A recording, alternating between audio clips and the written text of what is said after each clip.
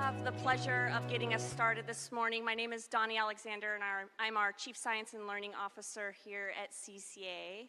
It's really good to see you this morning after a really great first day. I hope today is just as good as it was yesterday. I think we are really people are gonna see that this room has some really interesting talks today. We start out the morning with some innovation talks. The first session is really looking at innovations in the field of monitoring and verification, of fuel sensors. We have everything from looking at tools that can model health impacts to how do we look at gender and monetize gender impacts. So a wide range of talks this morning. Then this afternoon, or I guess at 11, we'll be switching to talking more about the impacts that we see around health and gender and climate in full sessions. So we'll have a health session that looks at some of the emerging evidence that has come out in the field in the last 5 or 10 years and how clean cooking can play a role in that. Then we move to a session on women and business leaders in the sector and what they are doing. And so we'll hear from some really inspiring women business leaders.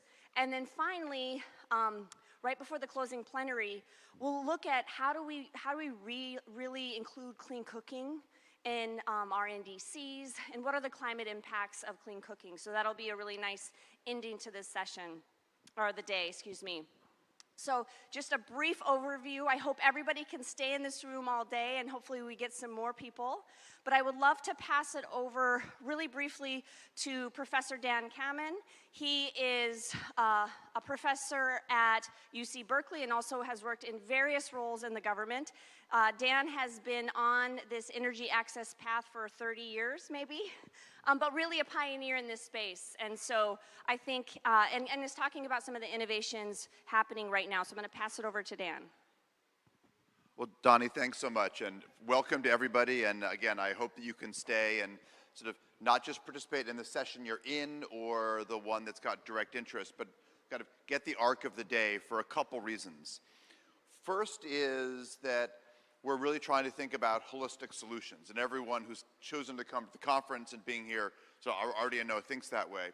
But looking at what are the different metrics, both quantitative and qualitative. And as a physicist, I want to stress the and qualitative, because we don't always think equally about the sectors, even if we're trying to build whole solutions. So when you think about what's changed and what could be different in terms of physical sensors, in terms of individual body monitors, in terms of stove monitoring, in terms of integration with the grid for those who are pushing, as I certainly am, for electricity to play a larger role as we go forward. Kind of keep in mind at least what are the things outside of the area that you work most directly in that would also contribute to making clean cooking much more of an integrated part of not just NDCs, but what happens at the village, the kampung level, all kinds of local efforts that ultimately have to be tied together. And I guess the feature of that kind of strikes me as most critical here is that many of us think in terms of learning curves and innovation rates, in terms of individual pieces of hardware or individual scientific results. But the broader innovation ecosystem, which gets said a lot, doesn't often get kind of quantified, monetized, supported in ways that we can think through what really does it take so that fuel stacking isn't as extreme for some of the poorest people, or the seasonal differences in water or biofuel resources or whatever else don't completely dominate the decision making, so we don't get into one of these kind of weird kind of Faustian bargains where what's going on is an effort to make an individual piece of hardware better is not actually making the lives of people better. And I don't just mean cooks, but I also mean politicians who we'd ultimately like to be able to look at this sector and say, it's integrated into my overall plans. So as an example, there's now a number of countries, and many of you have worked on the documents, that make clean cooking a government white paper or make an explicit part of the NDCs, or in the cases of some countries now, carve out energy access opportunities as specifically something that if you don't make serious advances in not just cooking in the kitchen, but the whole fuel and labor supply to get there, you're not really taking this all on. Because finally, racial and gender justice has become a thing that we are working much harder as a community on to build information around, to quantify, to bring to the fore. There's a lot more opportunities to build this sector in than I think we had when it's our fault, because we've known this for a long time, but we haven't made this central to the story. So as you kind of build through the narrative of the day, I will be watching, I hope you'll all be watching for places where those kind of aha moments. This is an area where gender justice really does have an interesting connection to our broader thinking about land use planning or about national planning. And so it's those linkages that I think that's the biggest benefit of us coming together physically. Zoom meetings are great when party A presents to party B and goes has coffee or puts it on blank screen when they do something else. But the benefit of us being in person is to really get those kind of connections. So I just want to thank our organizers, Donnie and Alyssa and others, for setting this up, but also it's really on us to find those unconventional aspects that accelerate innovation. And so again, thanks for being here today. I'll be taking notes and kind of thinking about what I hear you all saying, but I'm really excited to hear the degree to which we can actually move and learn lessons outside of the areas that we each individually feel we know how best to do. So welcome, thank you, and I'm not sure quite how I pass it on, but Alyssa always is the right place, so thanks a lot. Thank you so much, Dan. I'm actually going to cede the mic for a quick announcement. Just to let everyone know that if anyone in the audience would like translation from English into French, there are headsets that can be picked up on the table over there, and simultaneous translation is available into French. You can have that all day in this room. Thank you. Thanks, Catherine. All right. What a great start. Thank you, Donnie and Dan. I am so excited to be here today. We've been thinking about this day for a very long time, and it's exciting to see you all here. So officially, welcome to the Measuring and Monetizing Impacts Innovation Talks. So if we've learned anything in this sector, I hope it is that we cannot assume impacts of our work without measuring them, quantifying them, really digging into what comes out of the work that we do. I hope at the very least we could all take that as our starting point from today, for today. And to that end, when we do talk about measuring and monetizing impacts, we often talk all about the numbers. And I love that approach. And today we're going to take a little bit of a different approach. We're going to relax and lean into the narrative around the work that we do, hear the stories of the work that our tremendous speakers are going to share with us behind measuring and monetizing impacts. So I'm going to keep my comments short so we can maximize the time that we're hearing from our fantastic speakers, who I'm so excited to welcome today. We're going to do this one by one, so I'm just going to introduce each speaker individually as they come up. We have 4 speakers who are great speakers in and of their own right, and also presenting on amazing work. And so I'm going to start us off. Nordica, if you want to come on up. So Nordica, and you can grab a microphone and make yourself comfortable wherever you'd like.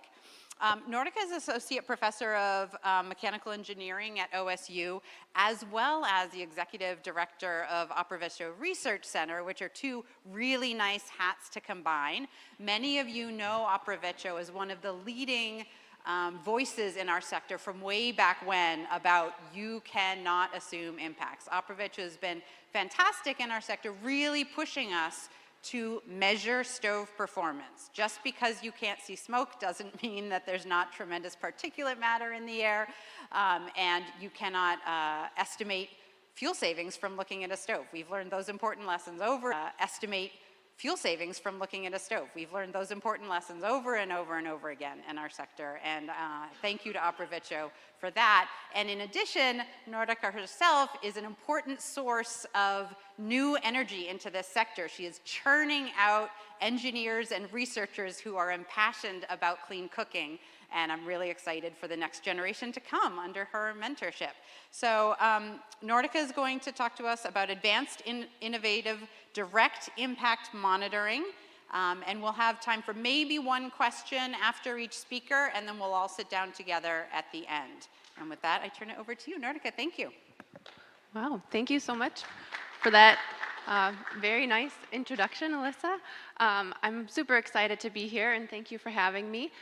So one of my very favorite jobs as a professor of engineering is to give students the opportunity and to empower them to use their skills to address critical global issues like clean cooking. So when Alyssa asked me to tell a story instead of showing lots of slides, at first I was nervous, but then I was like, okay, great, this is a fabulous opportunity to really tell the story of the research from the perspective of the student researchers who made it all happen. These are really innovative, passionate students, and so I'll try to share their story with you today. So I'd like to start with Jen Ventrella. She was one of my very first graduate students, and she was so excited to join us that she went straight from her undergraduate graduation ceremony to jump on a plane and come down to Guatemala and meet me and 14 other students when we were there working with Stove Team International to build some cook stoves, but also to help them with some projects that they were doing around cook stove impact monitoring. And so they were working on a grant from the EPA, doing some stove usage monitoring with the little temperature sensors. And so the students and I were going from house to house, installing the sensors. Things were going great. It was feeling really good. And as we were walking to the next house, Jen pulled me aside and she said, Dr. MacCarty, so this is great, but I wonder, why are we measuring temperature when what we are really interested in is if the stoves are saving fuel or not? And I paused and I thought, you know, that is an incredibly smart question, and I'm not sure that anybody has really asked that before. You know, we were all really excited about these temperature sensors to measure usage, but we weren't able to get to the fuel consumption, which is really, if you think about it, the most important metric of a cook stove program, because everything else hinges on fuel consumption, right? Carbon credits hinge on fuel consumption.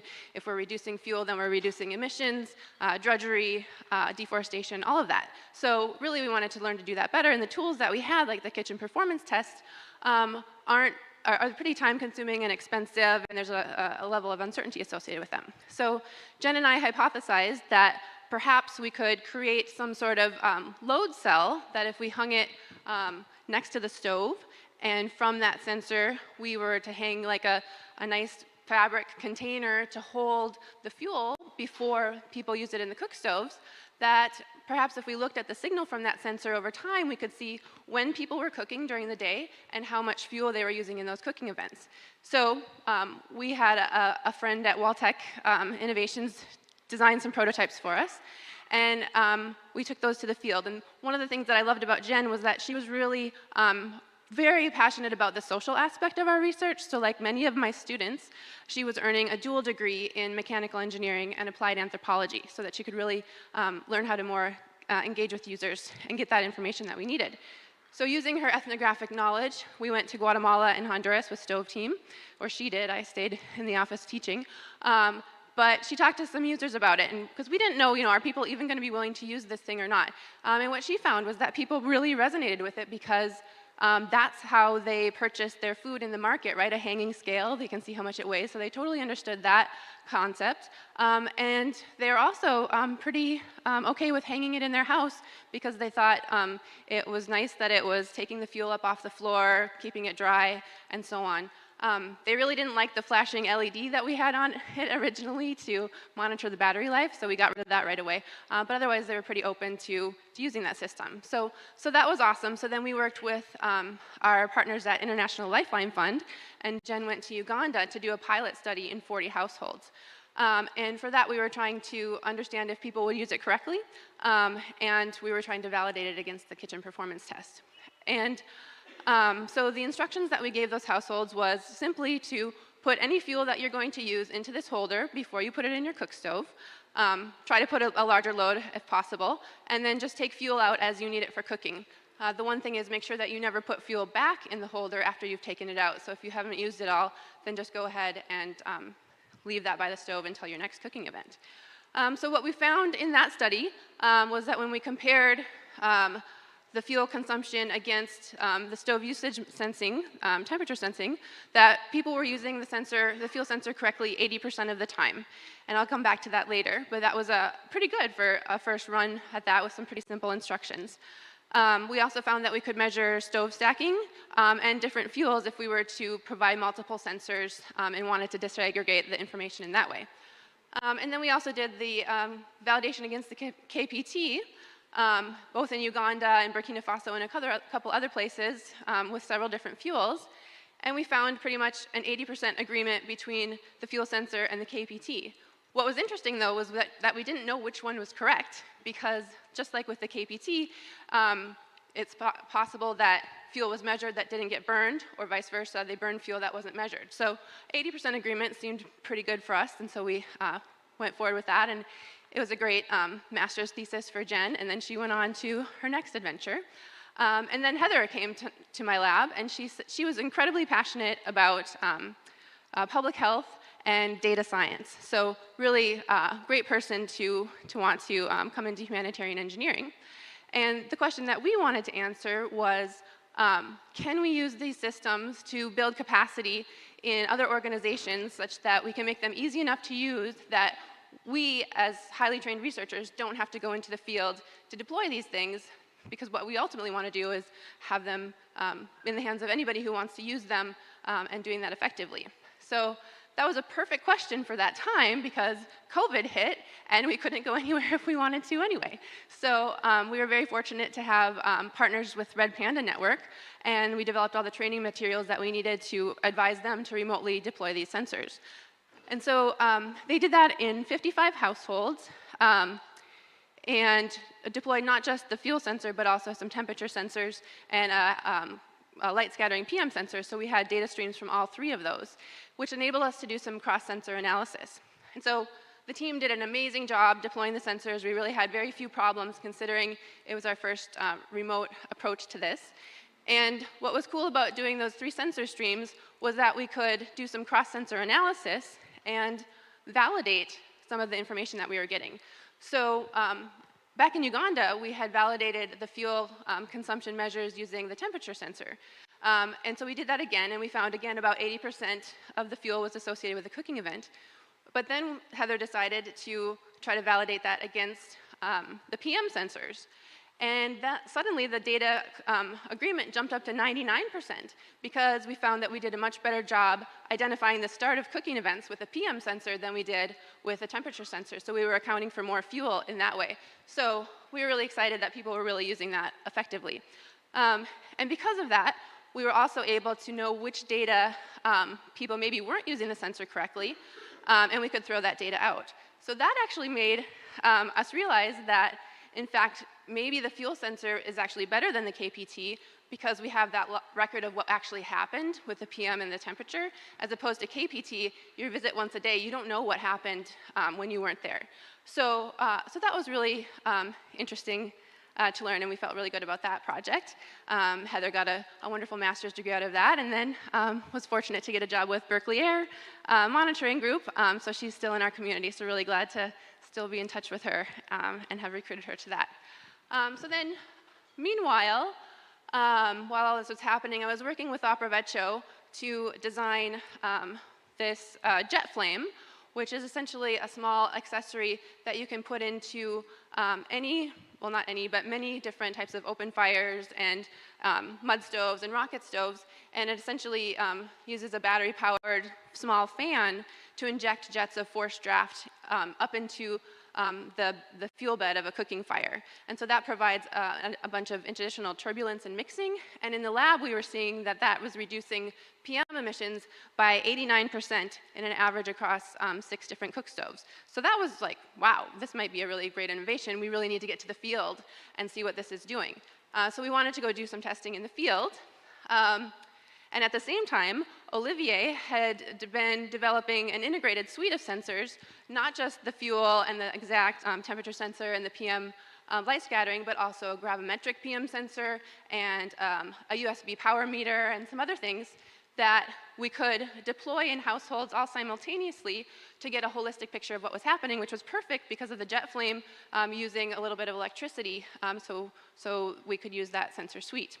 And so then, knock, knock, knock, on my door came Grant Ross, who's currently my student, and he had actually, he was in the Peace Corps in Sierra Leone, but he had to come back because of COVID. He got kicked out of the country.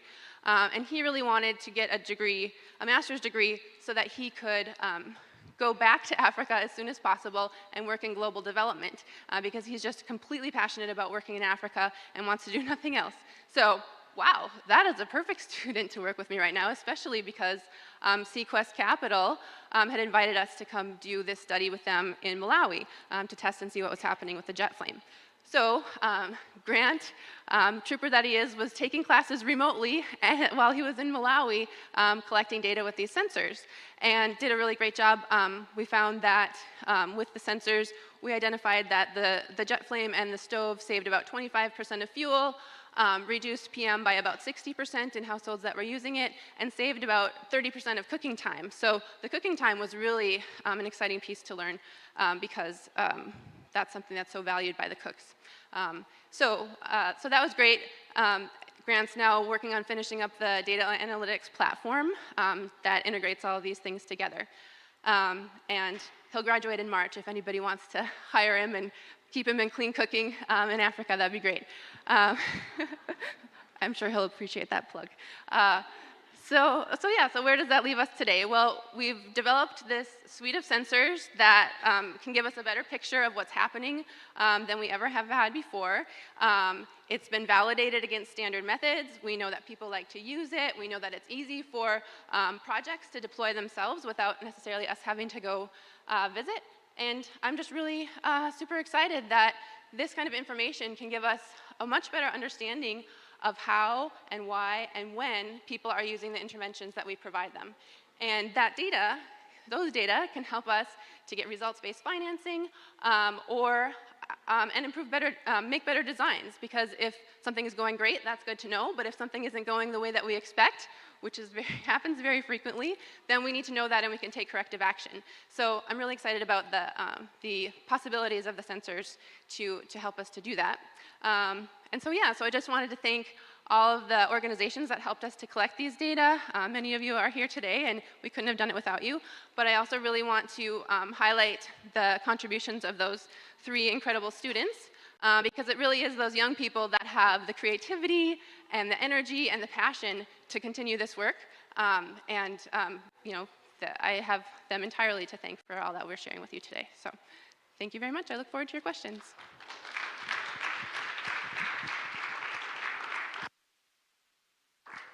Thank you so much, Nordica. We have time for one question. If anyone wants to ask Nordica a question straight off, go ahead, Matthias. Yeah. No, hold on. One's coming.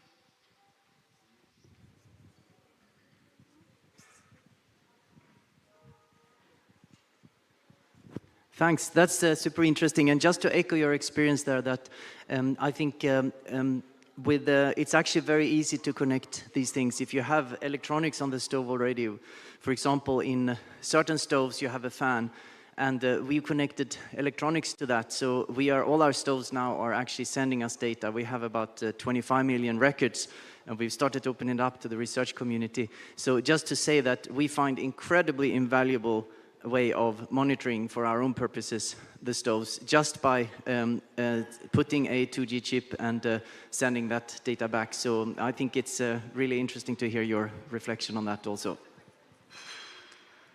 Great, thank you. Yeah, and I forgot to plug Olivier and our booth at the Expo. Like, if you're interested in learning more about this integrated suite of sensors that is launched and downloads to all a single file, which is really, really nice after having disparate sensor streams for this long. Check out the booth with Olivier. But, yeah, thanks, Matthias. Excellent. Thank you all. I'm excited to welcome our next speaker, who's Michael Johnson, who's the Technical Director at Berkeley Air Monitoring Group. So Michael has done really important work in our sector, research and interpretation and data analysis, and his work is really foundational to the work all of us do, and also he's an incredibly versatile speaker. And so both in terms of being able to translate really technical material into a compelling narrative that anyone with any level of technical expertise can appreciate and enjoy, and you can ask him to talk about anything, and he does a great job. So, no pressure, Michael. So I think Michael will be very quick to tell you that he's not presenting his own work today. He's presenting the work of Ajay Pilarsetti, who's an important, very important part of our community. And when we found out that Ajay couldn't be here today to present his own work, we immediately thought, but that's great because Michael can do it and he'll be here anyway, and we'll do a great job on it. So we're delighted to have Michael here presenting on the air burden of disease explorer, also known as ABODE. With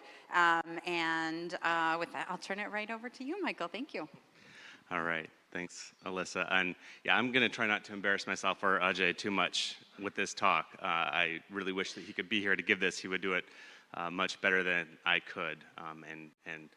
That introduction really should have been about Ajay because he does incredible work that's also foundational to our space. So, yeah, I also want to thank Nordica for fostering and training some amazing people in our sector, including one that's at Berkeley Air now, another one, Jen, who is working with a project that we have in New York. So, excellent. Keep doing that, please. Yes, thank you.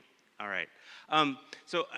Alyssa said that she didn't want numbers in this presentation, but I'm afraid I'm going to start with a big number, a number that you've probably heard way too many times this week. And that is 2.3 million premature deaths are associated with exposure to HAP every year. Maybe you've heard a slightly different number, a little bit higher, a little bit lower, but 2.3 million premature deaths is probably the best estimate that we have right now.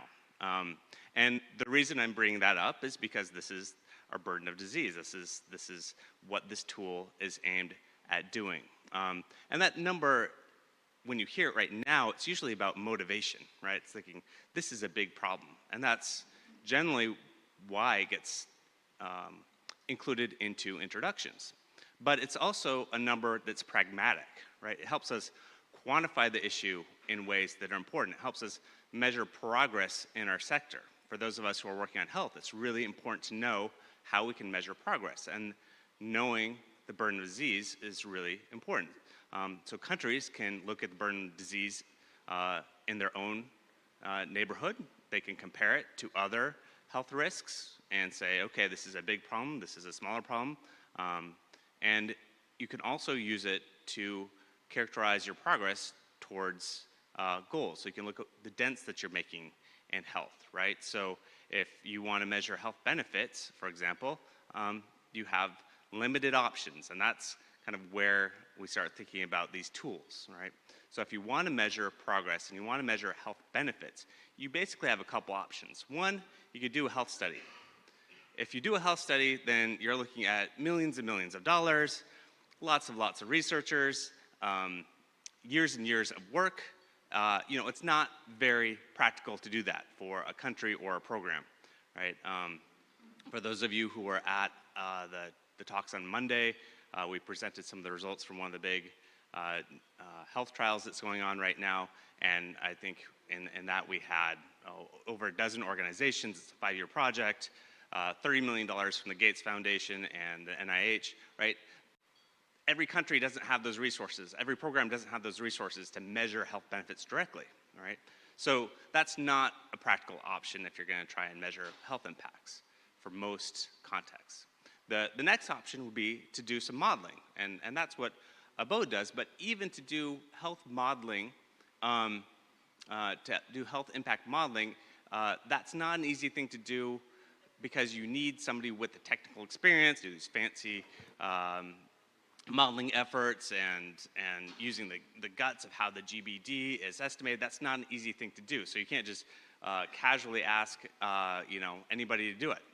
So that's still not so practical. So the idea here was that, okay, how do we operationalize the guts of how the global burden of disease is estimated in a way that makes it more practical for countries or other people to use, taking something that's really complicated and putting it in the hands of people who need to measure or estimate these health impacts.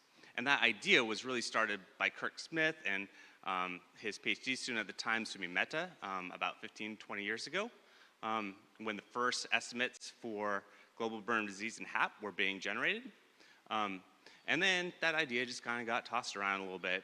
And a little while later, when Ajay started his PhD with Kirk, then he took up this idea, and that's when he developed HAPIT. And that's what HAPIT does, right? HAPIT takes the guts of how the GBD is calculated, these integrated exposure response curves. So if you know how much PM 2.5 you're exposed to, we have these relationships with these different health endpoints like ischemic heart disease, chronic obstructive pulmonary disease, lung cancer, and childhood pneumonia. And so you can look at those relationships and say, okay, well, if you have an exposure difference, if you're reducing exposure by a certain amount, you're going to get this much health benefit.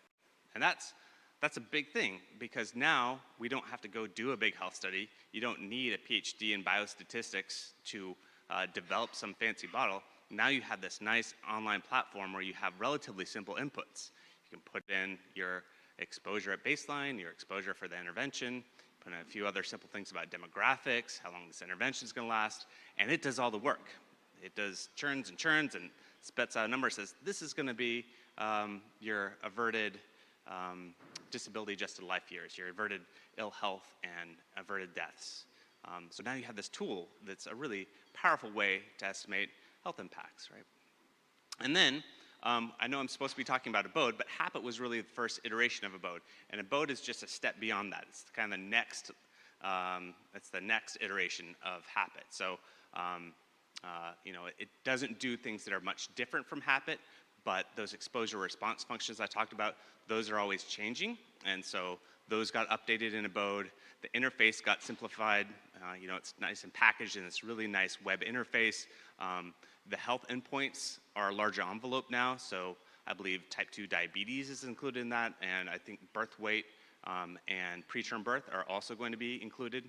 The other thing that that's really important and nice right now is that it looks at both ambient air pollution and household air pollution and separates them out so you don't have double counting. So that's a really important thing as well. So some of just the tweaks and guts of that have been updated, and that's what ABODE is doing now.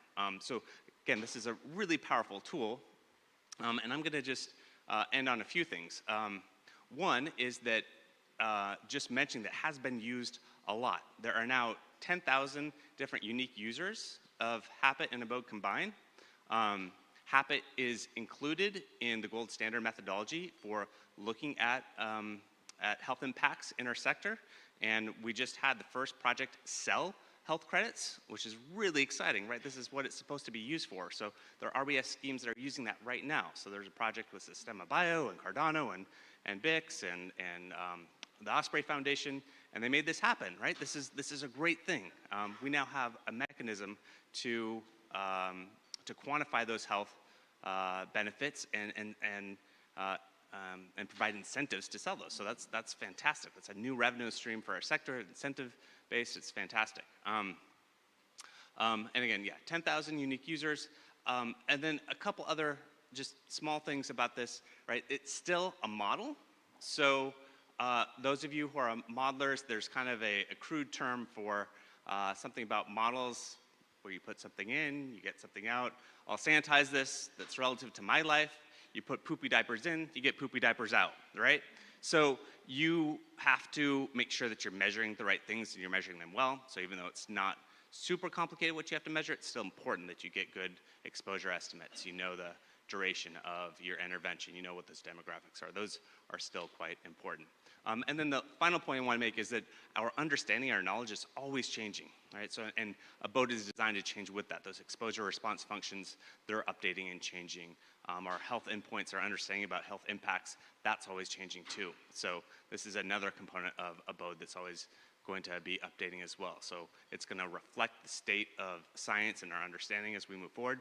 And again, a really useful tool because health is such an important driver in our sector, and we need tools that are accessible and easy and applicable and provide really important information so that we can measure our progress in our sector towards health. So I'll wrap it up there. Certainly want to thank Ajay, Kirk, everybody else, and happy to answer any questions that I can. Thank you.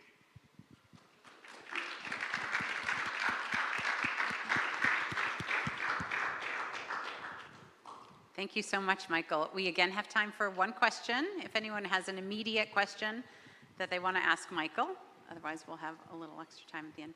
Why Dana?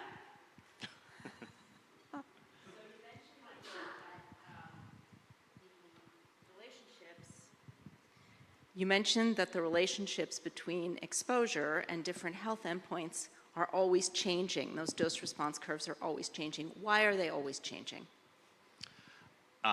That is a great question. So we're always getting more information. The organization that develops those or uses those is called IHME, and there are other modelers who develop these, but they're always getting new information from different studies and adjusting their models. And again, the path or the arc is always towards better information. So when a new study comes out and says, oh, this is going to affect the relationship between, say, exposure to PM2.5 and lung cancer or ischemic heart disease, for example, you might see that curve bend up a little bit more, bend down a little bit more. They figure out better ways to model it that reflect the data better. So those things are always happening as we get more data coming online.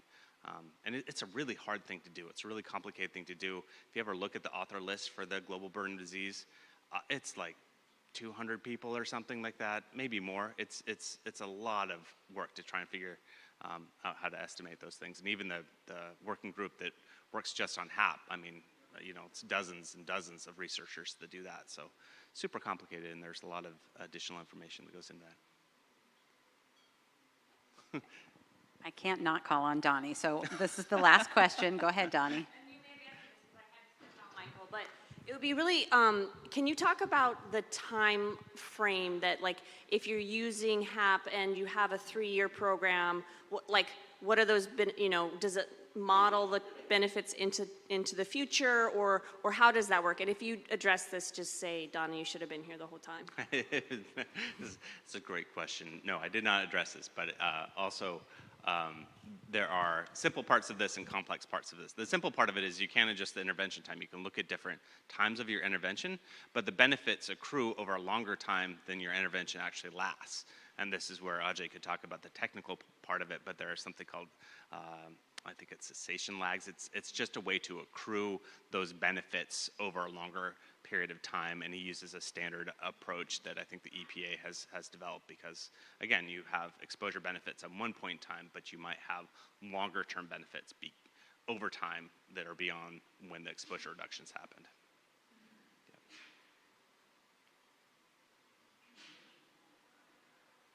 Great, thank you. All right, thank you, Michael.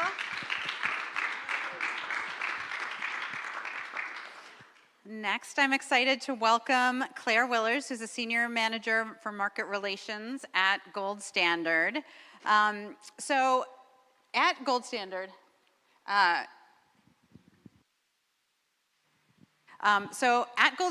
Claire works on bridging the gap between the technical team at Gold Standard and the work on the ground in markets. I think many of you know that Gold Standard has deep and valuable expertise in our sector and has really been at the forefront of helping us all measure and monetize impacts. And as you heard, both for the voluntary carbon market, but also for the really important co-benefits that are going to take our work to the next step. You just heard about the health credits that are based on a BODE. We're really excited about the work that Gold Standard is doing, and excited that Claire has recently transitioned into a more external-facing role at Gold Standard, so we'll get to see her more often at these events. Claire, over to you. Thank you so much. What a great introduction. And thank you so much for having me here. I feel honored and humbled to be on this panel with these esteemed speakers that are doing so much good work in the market.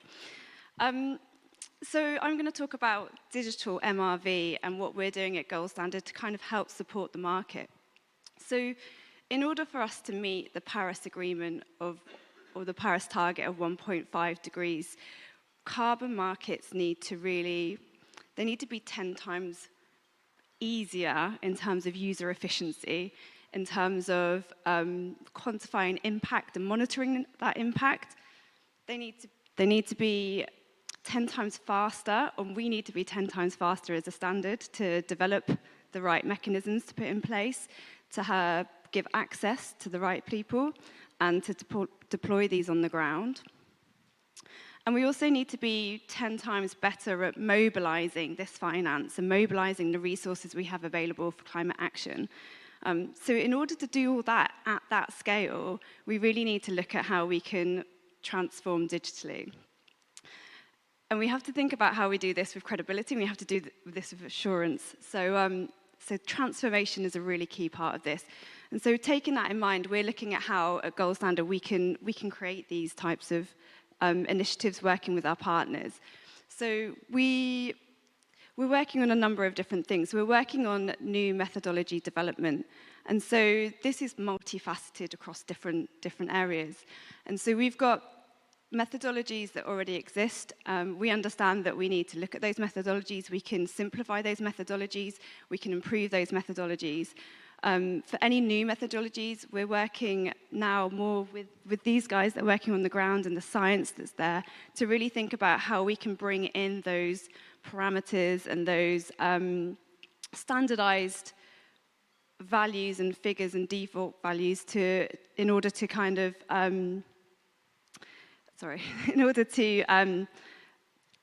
improve and improve the monitoring things. And then what else are we doing? We're looking at how to sorry, I'm just going to look at my notes. Oh, I know, right? I'm so sorry. We're looking at, yeah. Thank you. We're looking at alternative monitoring approaches. And so we're looking at how we can, sorry, I'm going to take my notes. So we're looking at how to enable more optionality for monitoring, reporting, and verification. We're looking at, so we've got clean cook stoves, oh, sorry. We're looking at how, so we have a number of different methodologies in place, and I'm really sorry. Okay. Oh my God, I know, I'm so sorry. I didn't tell the speakers they're actually allowed to do whatever they want, but you never know, they might start running around and run. Yeah, so we've got alternative monitoring solutions. So this means that we're looking at how to enable more optionality into monitoring, reporting, and verification. So if we look at this from a clean cook stove perspective, we've got remote sensors. So we've put in place options to put remote sensors into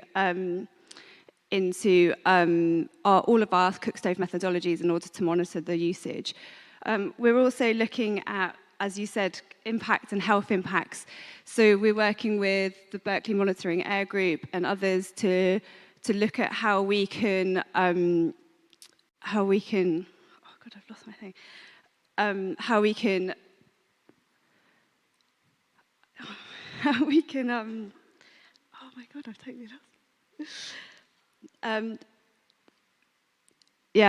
We're looking at metered measures and energy cooking devices, new approaches to quantify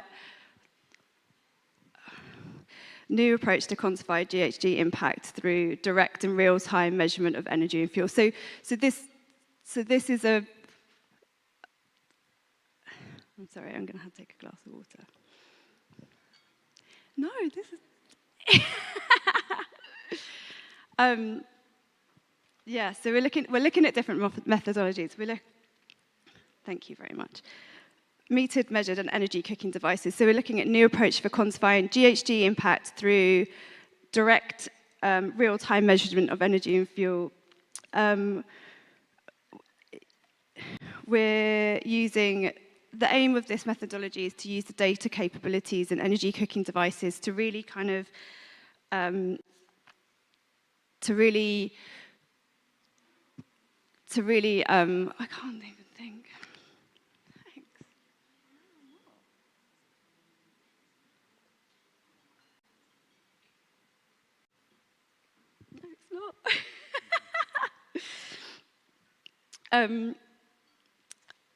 Yeah, so, yeah. Yeah, we're working on MEX, so metered measured energy cooking devices, new approaches to quantify GHG impact through direct and real-time measurement of energy and fuel. The aim of use is to use data capabilities in modern technologies to kind of really reduce the burden of MRVs. So it would help project developers. So instead of like using a traditional method whereby project developers go out into the field, they have to monitor by sampling, they have to look at go and visit multiple different families in the field and pull out that data. They can bring that back. And so it takes time, it takes resources to do that. So with this approach, with this direct and real management of methodologies, you can pull that data in real time, it's automatic, it saves those costs, it saves that burden, it increases the assurance of those figures, and it means that like finance can be driven into those different impacts. So we're doing lots in terms of methodology development. We're using science-based led approaches to really standardize how we measure those impacts. And we're doing a lot in terms of health benefits. So we've got our traditional emission reduction methodologies, but we're also looking at how, so we developed a number of different methodologies a number of years ago to quantify the impact of health, to quantify the impact of gender responsiveness, to quantify the impact of black carbon, so short-lived climate pollutants. These were developed, as I said, years ago. Since then, science has really and academic research has really, there's been a lot more published. CCA have published a lot of stuff on it. Berkeley Air Monitoring Group has published a lot of stuff on it. And so we are able to use that information to build in a simpler and better way to develop those methodologies. And we're working on that with everyone in the market. We're also looking at how to digitalize our tools in order to make them more efficient and in order to better quantify and monitor our impacts. And so a good example of this is with our digitizing our SDG impact tool. And so we released the SDG impact tool at the end of last year, and it's a way in which projects is a way in which we standardize the approach to quantifying impact, and it's a way to make it easier for projects on the ground to quantify that impact and measure that impact and report on that impact. And so what we're doing at the moment is we've commissioned a development agency, and they're working on how to digitalize that tool. And so with this, it's really exciting. So I get excited about this tool because once we digitalize it, it'll be a lot simpler for projects or for users to upload their information. Because it's online, it'll be able to connect with our standards workflow.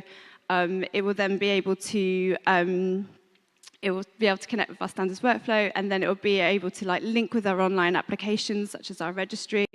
So that's already exciting. So we'll be able to do that simpler on the front end.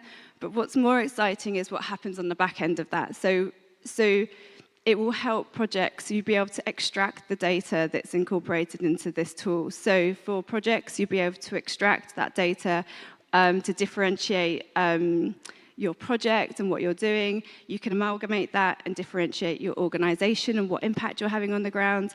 It can be used by governments and other organizations. It can be used by governments to track their progress towards their NDCs. Or their target objectives. It can be used by investors to track where their money's gone and what they've invested in. So and it can be done in a way that's compelling and pull through market data. So it's a really exciting tool in terms of progressing the market in terms of that. And the last thing we're kind of doing, and so we're working with money that we receive from the Google.org, so the charity arm of Google. And so we're working with the IOTA Foundation and with Carbon Check to convene a number of digital working groups. So we're really pulling on the market and expertise to come in and to talk through some different areas that need to be worked through. So it's looking at kind of how we can improve carbon markets from a supply side, how we can improve carbon markets from a demand side, and how we can how we can work on the interoperability, so how these different ecosystems exchange with each other. And so there's 3 kind of working groups that we have. So we have a digital MRV, which the Clean Cooks Over Alliance is part of, so inputting into that, Donnie. We're working with digital assets for climate impact, so we're looking at how we can use DLTs or how we could leverage data technology to kind of help support projects on the ground, but in a way that avoids perverse incentives, avoids things like double claiming, double counting, or avoids risks against integrity. So there's a group working on how that could be made possible. We're also working on digital infrastructure, so how these ecosystems will work together and how it's going to plug in with each other. So this is all work, it's all at early stages, so phase 1. And we're working it through how this is going to work, but the outputs for that will be published, I think it's beginning of next year, so H1 of next year. The last bit, and then I'll hand over and sit in my chair and shut up, it's important to note. So it's really important, we need to digitalize, that's obvious, this needs to happen.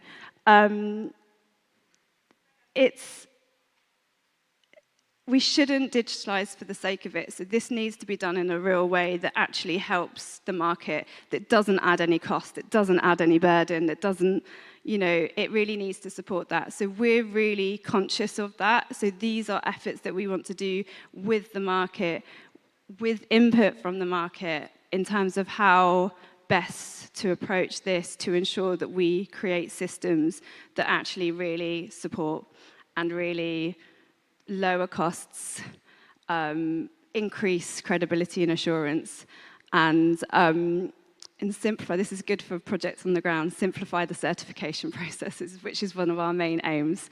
So I'll leave it there. Thanks so much.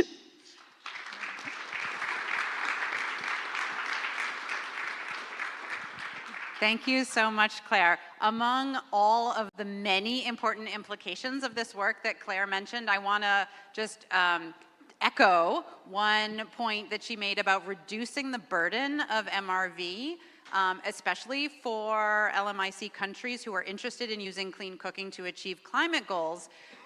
Not to shamelessly put a plug for a session you're going to hear later today, but you will hear later today in the climate session about work that CCA and UNFCCC and US EPA and Berkeley Air Monitoring Group and the Climate and Clean Air Coalition are all doing together under the nomenclature 4C, the Clean Cooking and Climate Coalition, to really support LMIC governments in helping them build clean cooking into their climate goals. And what we're consistently hearing, in addition to the we need more money, is that MRV is intimidating, and that's where they're most actively requesting support, is around reducing the burden of MRV. And so we're really excited about the opportunities that that this work will grant us. So thank you so much, Claire, for the hard work.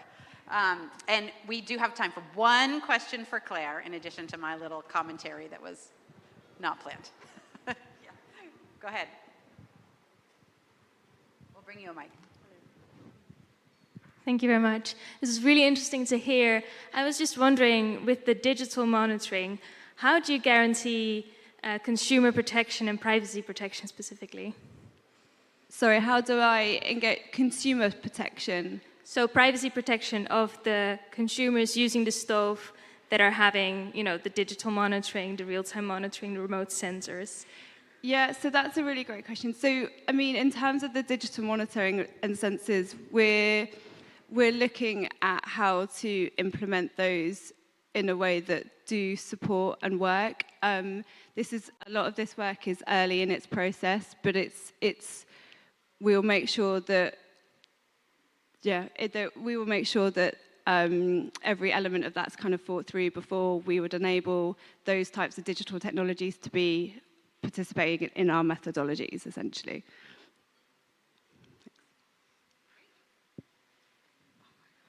Excellent, thank you. I am excited to welcome up to the stage our final speaker for today, Subrendu Patanayak, who's the Oak Professor of Environment and Energy Policy at Duke University. He also started SETI, which is the Sustainable Energy Transitions Initiative, has done really important research and work in our sector. We lean on Subrendu a lot at CCA, including for his research, but also because he's churning out fantastic high quality evidence and impact staff for Donnie and me at CCA. And even though there is a risk of a Duke University takeover of CCA, we're very grateful for everything that they contribute to our work. So please keep it up, Subrendu.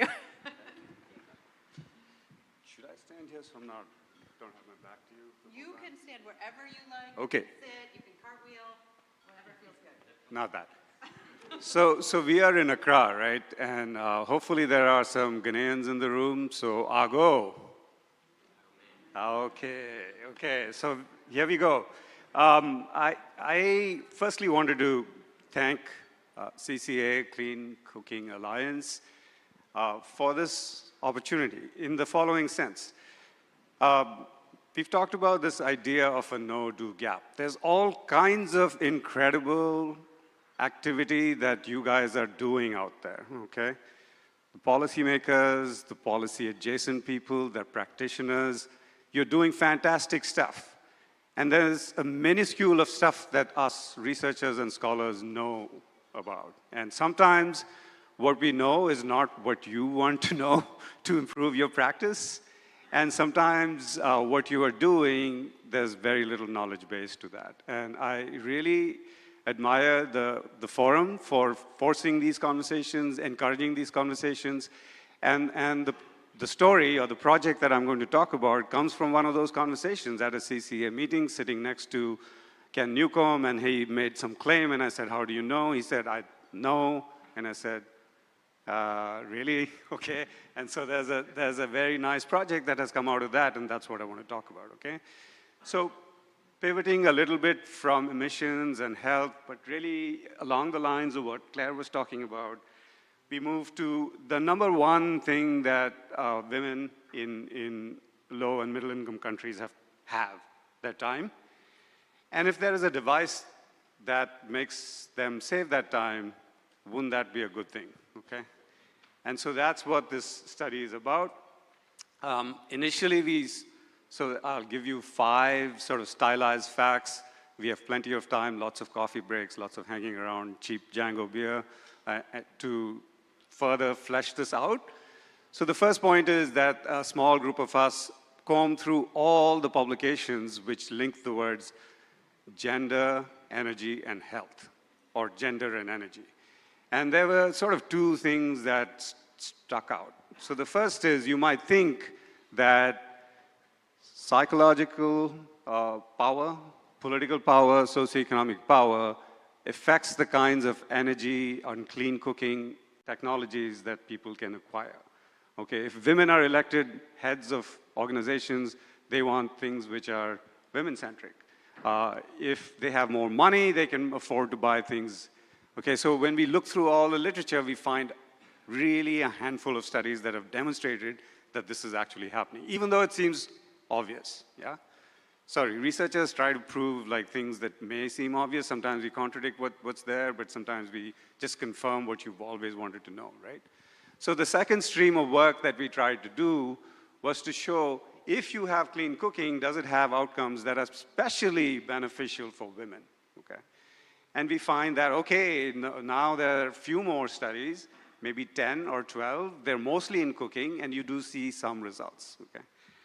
So given that sobering fact that this review that we've done now over 6 years or 3 years, keep adding papers and learning, and eventually it'll get published, is that maybe we should be filling this gap. So the second thing that we've done, and thank you to the World Bank and others who've helped collect this multi-tier framework data set in the energy sector, is looked across 25,000 households in 6 countries, okay?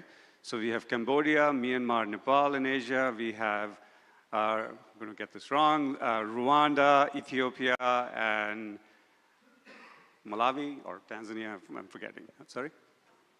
Kenya. No, Kenya data is not analyzed yet. So we look across these countries and 25,000 households, and we pick up two patterns in two studies. One of them is published, one of them is almost published. The first is there are ways to characterize women's agency, their aspirations. So if you use data on their education levels, you use data on whether they have a bank account, if you use data on whether they are working outside of the home and their aspirations, you can create sort of an index of empowerment. And that sense of empowerment explains whether they are cooking with clean technologies and whether they have access to electricity, okay? So there is some evidence of this one direction from empowerment to energy access and to clean cooking. The second thing that we've detected and found through mining through this data set is when they have clean cook stoves, they save time, okay? So this is early data that there's about a 30-minute to a 60-minute savings, and thanks to Sequest for sort of helping us sort of get us, firstly they made the statement and we were like, really? And then we proved what they were stating, okay? So that's one of the findings that we found. The third thing we've done is, of course, having all these conversations with CCA and Sequest is, can we do this more rigorously? And so in some fit of madness, we proposed to do this in 4 countries in one summer, okay? So coming up from the south, Malawi, Zambia, Tanzania, and Kenya, as of 2 days ago, 4,400 surveys were completed, and they've just been uploaded. And what is the point of these surveys? We have a study that is out to try to answer 3 questions. Do women save time when they get access to a technology that uses less firewood or any sort of biomass? 2, what is the value of that time? Those of us who are white collars, mostly professionals, there is sort of an implicit price on our time. We could, you don't show up for work and, it's going to have some implications for how much you earn. But it's a different story in rural Malawi, it's a different story in rural Kenya, and it's an even more different story in Tanzania, et cetera, right? But at least it's in 4 countries. So how is that time valued? And then lastly, does women's agency change in response to this, or does women's agency change the outcome that you see? Okay, so all these things that we're talking about involve tricky measurement issues because time is one thing for you and me with lots of gadgets on our hands and in our pockets. It's a different thing in a rural setting. Not that they are illiterate, not that they don't have numeracy, but they have some challenges taking 24 hours and sort of putting it into different activities, right? So there have been some stylized work that like the one that we've talked about, and we are working to improve the methodology so one day it could be verified and used in sort of impact investing, okay? And so that's what the project is about. So the second last fact is that as the downloads came in 2 nights ago and some of the students who were working on it started crunching numbers, we see some obvious facts. Very, very high reliance on biomass, almost exclusively on firewood and charcoal. So, there is this aspirational technology, LPG. This is not happening in the places we're working, okay? Electric cooking, no way, okay? So this is very much a biomass-based system. But women have agency, and it varies. Already across 4,400 households who are primarily rural in these countries, you are seeing a wide variation in how mobile women are, how much financial access they have, and that's important for us to sort of start detecting patterns and whether that affects sort of the outcomes we look at, okay? We are also seeing very simple sort of kinds of results. We are seeing that in places that have typically where people collect their firewood, don't purchase it, the level of income makes a difference. So Zambian women would, when given the option to have a home delivery of firewood, remember, you're trying to get a time valuation. You can go walk 60 minutes, 2 hours, and bring this bundle home, or someone is offering to bring it to your house. At what price will you say it's not worth it, right? That's what we're trying to back out. So we find that that answer already is starting to be different in Zambia compared to Malawi. Those are the two data sets that have been somewhat processed. Okay, so I can't really say much more than that. This is, as I said, 48 hours ago. I have no idea what's in 4,400 observations. We will, next year, there'll be much more precise numbers. And then lastly, what does this mean for the kinds of work that Claire and Vera and others and Sequest is doing, okay? Someone asked me, well, what does this mean for bringing in new finance? So honestly, results-based finance, social impact bonds, impact investing, you guys know a lot more about this than I do. A lot of people who went to college with me are in Wall Street or Silicon Valley. I'm just schlepping around a village in Kenya, so I cannot tell you much about how this information turns into that. But very simply, to construct a bond, you will need to have an estimate of how much time is going to be saved and what is the value of that time, yeah? So that is what we are generating, and thankfully, this is a fantastic example of what the forum allows us to do. Someone like, a group like Sequest and Ken, who was around somewhere, you can ask him what happens with this kind of data, how does it bring new money in? They're putting out a bond eventually on something like this. And this is genuinely exciting. There is new money in this sector that has been aching for money because there are all kinds of good reasons to be working on clean cooking. You get the global result that I know Michael will tell us we still have to measure more things, but you could get radiative forcing going down. You get the environmental results, whether that's biodiversity or local environment. You get the household result because of health and women's times, right? So there's no question that more finance needs to flow into this. How is it going to come? By demonstrating that to someone in Norway or someone in Germany or someone in the UK, that the lives of lots of people might change for the positive in this way, and here is exactly what it is, that's the basis for bringing more finance in. So, okay, so I will, and I think Brent is here, is going to release this methodology next week, something like that, and so I really don't know much more about that, but I should sit down, and if there are questions about this or about what I just said, happy to take it now, outside, I'm around all day. Thanks. Thank you so much, Subrendu. Fantastic. Any specific questions for Subrendu before we start more of a conversation? Conversation first. Mike? Hi, Shola Olopati from the University of Chicago. It's not specific to you, but if I can ask you a question from the panel. You know, beyond all this modeling and focus on HAP, you know, one of the big challenges that we have is the terrible ambient air pollution.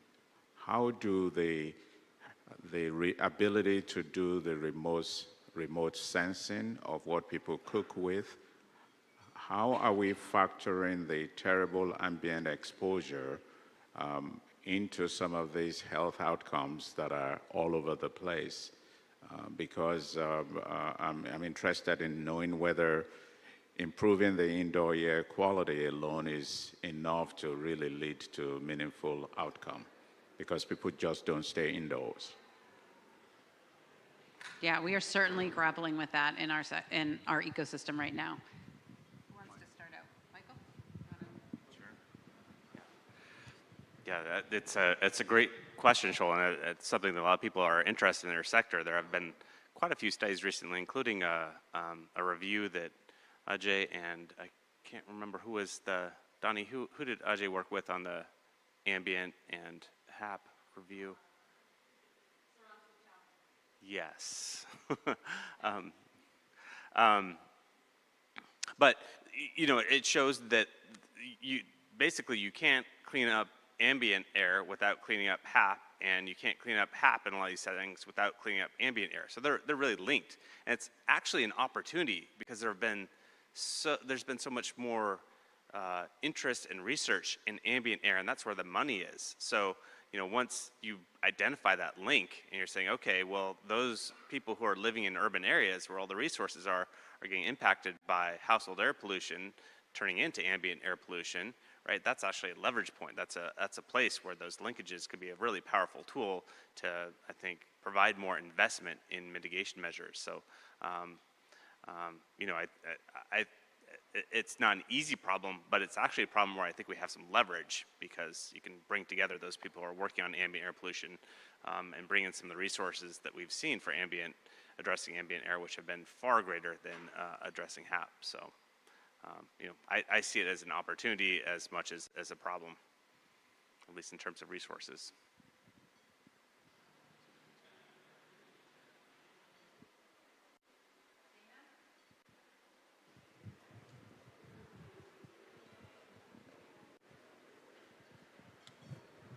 Thank you.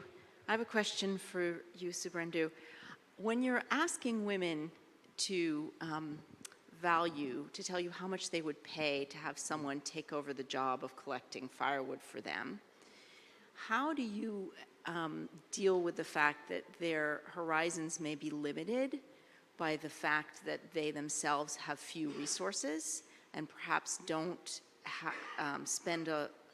aren't very engaged in a cash economy? Yeah, so I'm trying to avoid the professorial answer here.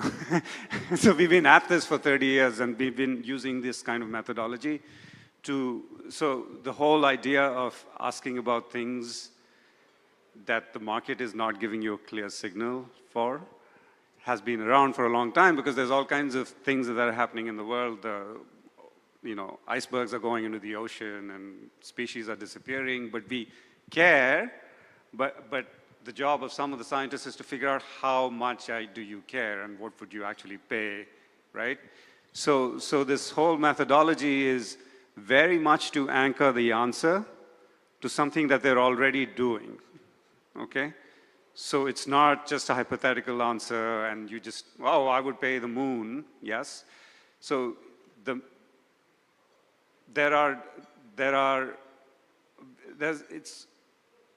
I wrote my dissertation on how do women value water that's coming down from the streams that affects their rice production. That was, I hate to say, 27 years ago. So we've been at it for a while, which is not to get some bogus answer. You ask a hypothetical question, you'll get a hypothetical answer. But it's tied to what they're actually doing. It's tied to their economic status. It's tied to lots of focus groups to say, like, okay, if this bundle shows up, because there is actually some, and we can already see it in our data, there is already a lot of purchasing going on in some places, right? Because for all kinds of reasons, they cannot collect it themselves. So that the real purchase decision was going to be anchored to this potential purchase, which will be, in the form of some other group. All I'm trying to say is it's a reasonably robust methodology over the years, and we've been at it, so this one we won't screw up, I promise you that. We'll screw up lots of other things, yeah. Rob, I see you have the microphone, so I'm going to have you go next, but then the woman next to Shola will be after you. Thanks. There we go. Yeah. Okay, so this is directed at primarily at Subrendu, but anyone maybe can answer, or I'd like to hear different opinions. And it's kind of the flip side of that question. It's great to go out and actually demonstrate that there's time savings, that there's a there with a fleet of highly trained enumerators and a survey instrument that I'm sure you went through like a dozen iterations of. Ultimately, this should be like any other impact translated into some sort of quick and easy way that it can be MERVed, right? That you can do monitoring, MRV with it, so that the projects that are claiming, it's a verb. The projects that are claiming these credits have a simple, quick, and easy way to demo it. Are you at a place yet, Subrendu, or anybody else there, where you can say, okay, we did this really sophisticated field research, but anybody with minimal training can go out and ask these 3 simple questions and show that, yeah, we're also verifying it with some rigor in all these projects. Or otherwise, it still raises questions about the validity of the future credits that people are going to be purchasing and the validity of the market itself for these kinds of outcomes. So I think the quick answer, and then maybe Claire can weigh in because their group might be doing something on this, is obviously compared to how much we know about health, which the health crowd will say not so much, but there's not a lot of work on this, right? So for sure, I would be an idiot to say, oh yeah, of course, once the study is done, it's done. That said, we are coming at this from 4 different directions. So we've already got a 10-country assessment, right? From, as I said, 25,000, it'll go up to 30,000 next time I present because we'll have added countries. We have 4,400 from 4 different countries. We're deliberately varying the location. Now, does that mean that next year you guys can roll out and maybe with a digital device or like Olivier was talking about, we can just get this information? Probably not. But the spirit is very much in what Claire was saying earlier, to sort of have a low-cost way of measuring this and documenting this, right? So Sequest and CCA are very interested in that final outcome, so that is just hovering over us. We could have done 4 households and like follow them around every second and like, but then that would be nothing we'd learn from them because they could be the most peculiar people, right? But hopefully we've avoided that, right? But I don't know if you guys are doing time savings in your, yeah. I think, you know, the Berkeley Air crowd is also getting into that. Yes, of course. I think people at the back. I think this is of great interest because we know that it's important, that women's time is really important, and it's not something that we have looked at in depth. I mean, there was kind of a dearth of evidence compared to health or climate. But it is important, and how do we, if we can monetize that and bring down the cost of those stoves for the rural poor, that's a huge win, right? Like, that has kind of been the challenge that we've all been facing. We talk about LPG and ethanol and electricity, and, you know, that for the large portion is going to be urban, peri-urban, and then starting to go out to the poor, or the rural areas. But for so much of the very low-income rural areas, that's not a reality in the next 5 or so or however long years. And so if we can bring them to the market or lower the prices so that they can enter, then that's great. So that was the impetus for this. Now, like he said, how long it'll take to really have a strong methodology that we can stand behind and maybe have some digitization so there's some transparency in what is actually saved. Who knows? Vera does have a methodology that's coming out that looks at time savings and is including that too. So we'll see, you know, if there are buyers for that. Hi, I'm Sierra Mershide. I work for 60 Decibels. I also have a question for Superintendent. I think this is really interesting, and it's great to see to understand at what sort of price point women are willing to sort of pay, right, to not be collecting this firewood and then have this time savings.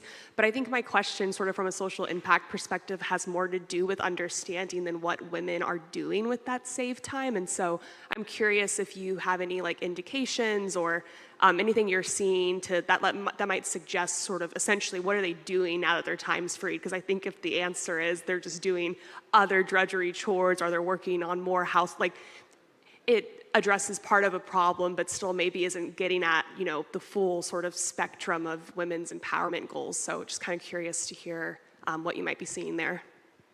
Yeah, so thanks for that. Just 2 quick reactions. One is the data was completed 2 days ago.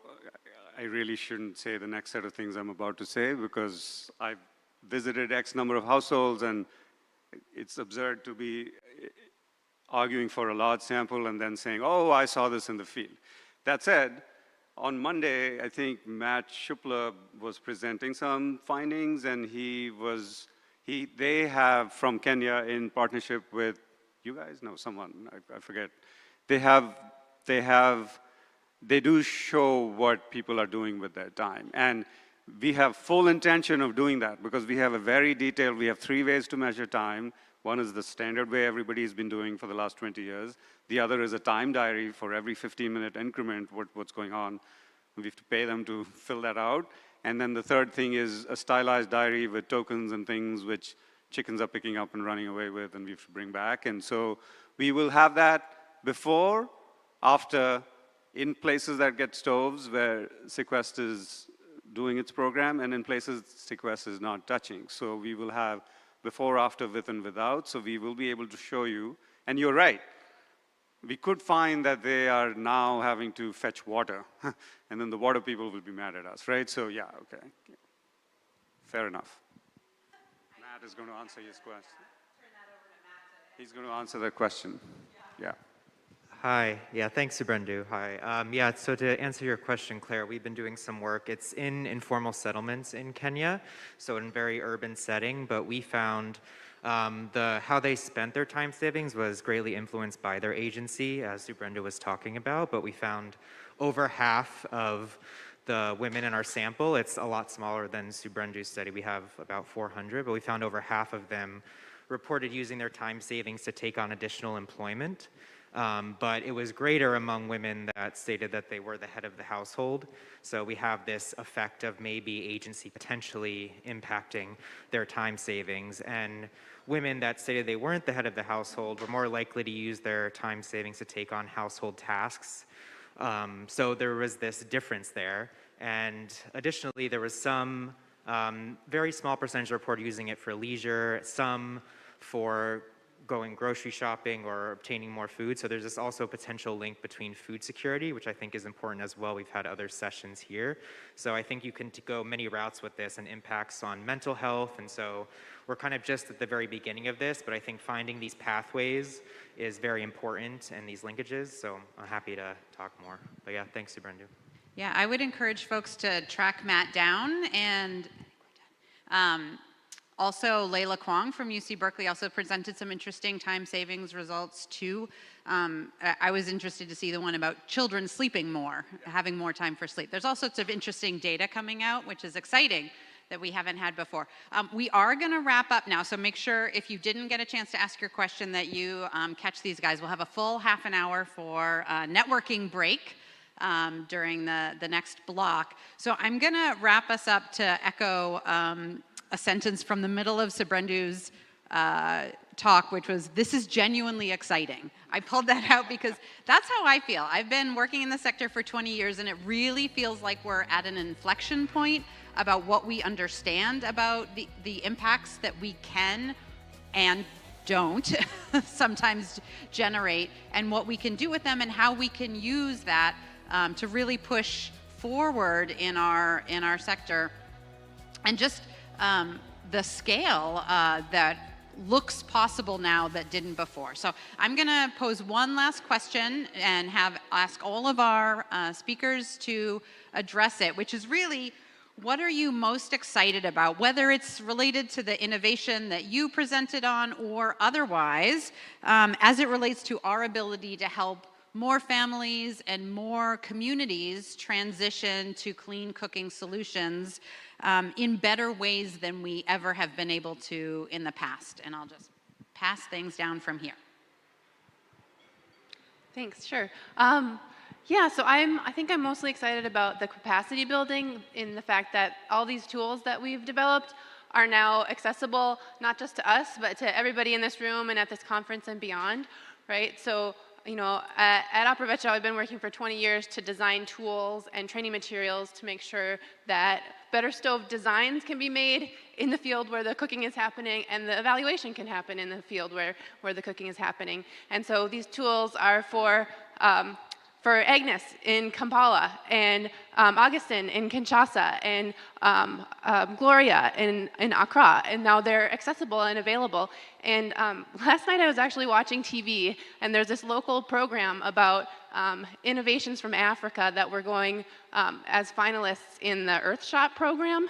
And they said that there's 1 billion young people who are under 35 in Africa alone. So they're the people who need these tools and can make the real difference that we need to change, to slow climate change and achieve all these things that we want to. So. Right, yeah, thanks, Nordica.